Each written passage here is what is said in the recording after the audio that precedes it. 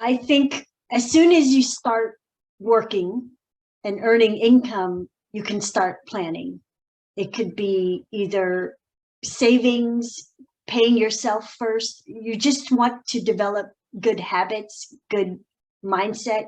And then when they, let's say, get married or then have children, they already have a mindset of planning and looking into the future, as opposed to just living day by day, month by month, and just instant gratification type of mindset. So even if you're young and you're working, you don't have a family yet, you still want to plan so that when that time comes, you have things in place. So, and the younger you start, the less it costs, right? So whether that's a type of retirement plan or putting down your living will and trust, it's just easier when you, maybe if you learned that from your family, then you already have that type of thinking as you get older. Okay, I will push back just gently on that.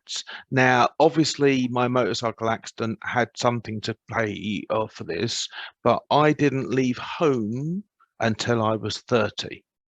And now's the case that you can't afford to rent.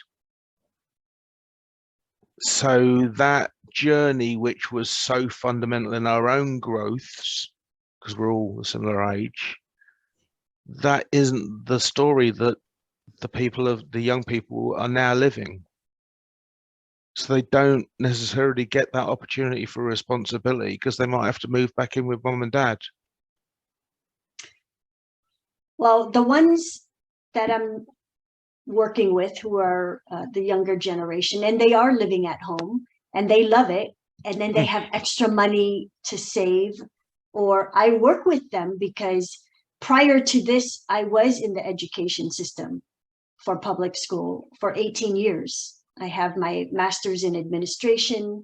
I went through the public school system, and that was part of my frustration when I realized later on in my career, why is the education for financial literacy not taught as we were growing up, you know, in Los Angeles? Yes.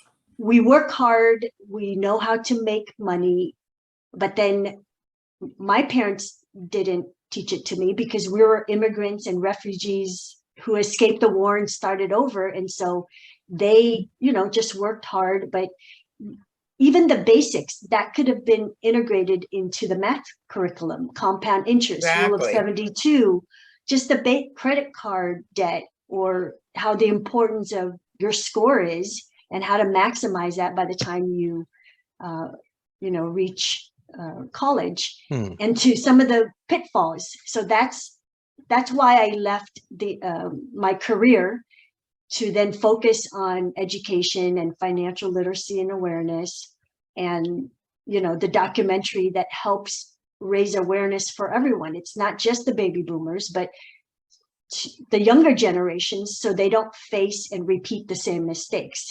So that's why you only can make change through the education awareness and then looking at the past so that you can prevent, you know, it from happening again. So yeah, so even if you're living at home, there are things that you can still put in place so that your parents don't have to worry, or that when you're ready to move out, you already have it in order. Okay. Well, I would want to add one thing there, because I mean, I had a similar situation where I also left home until my 30s for different reasons. But my parents, from the day I started working, I had to contribute rent. Not are you living at home for free?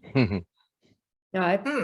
So a certain rent agreement was established, and I did that as I would have had even if I left home at that point in time. So, you know, and I think, again, their parents need to be educated that, no, you don't, when kids start working and stuff, there's certain things to also teach them that, sorry, you live in a community and you need to contribute to the expenses of that community.